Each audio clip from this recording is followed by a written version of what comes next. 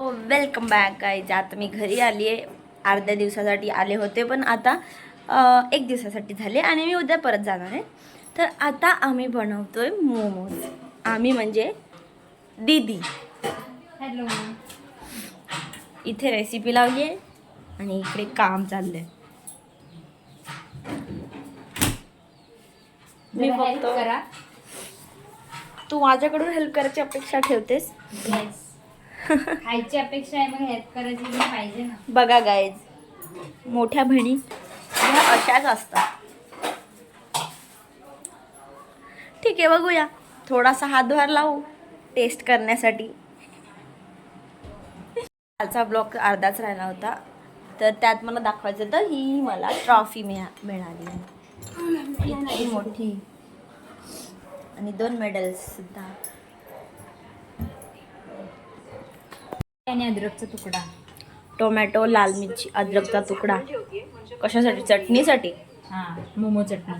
Okay, सगळं घरातच बनवणार आहे याचा अर्थ. येस. त्यासाठीचा जो मैदा भिजवला जातो ना, तो भिजवून ठेव.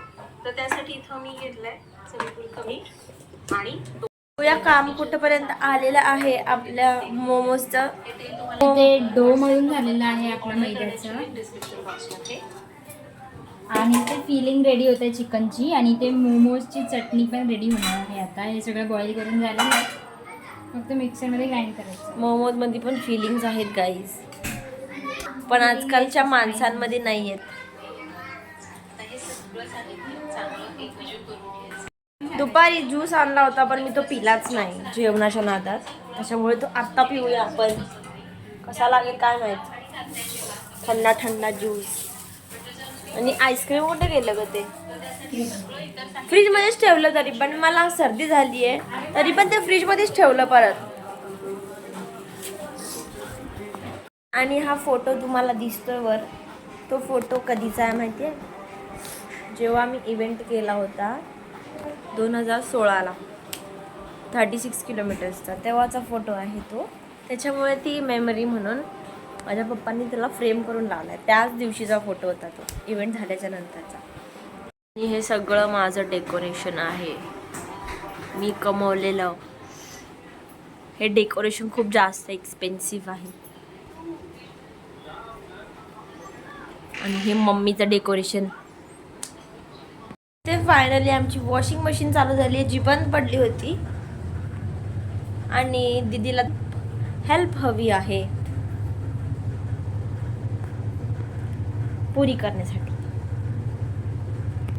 तेवढं तर आपण करू शकतो. मी बनवला एक.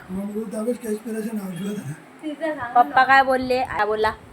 मी बनवले एक, काय बोला? पण तो त्याच्यावरती त्याच्यावर स्केच पेनने नाव लिहायचं ना, असं बोलले पप्पा.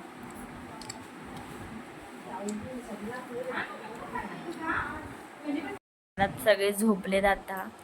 एकटीच आंबा कापतीये आणि खातीये, एकटीच बसून खातीये. एवढा टेबल पडलाय, सोफा पडलाय. हा पसारा तो तर काय आमच्या घरी नो कॉमन आहे. तो नसला तर आमचं घर दिसत नाही आम्हाला चांगलं. नाही गाईज, मला उद्या जायचं आहे ना, त्याच्यामुळे माझे कपडे सुकायला टाकले. पप्पा झोपलेत, दीदी पण झोपली, आम्ही दोघी जागा. मी एकटीच आंबा खातीये, एकटीच खातीये. कुणाचं टेन्शन नाही, काय नाही है. खाऊ तो. ते मम्मी जाडी का होतीये? जेव्हा पुण्याला येते तेव्हा मी म्हणते, तू जरा जाडी का दिसतीयस? कारण हीच ते दोघं झोपले ना की एकटीच खाते सगळं घरात. लपून ही किचनमध्ये जेवण बनवता खाते ती. म्हणून ती जाड होत चालली, हेल्दी होत चालली ती दोघांपेक्षा पण त्या. आता समजलं मला ही का जाड होती ही.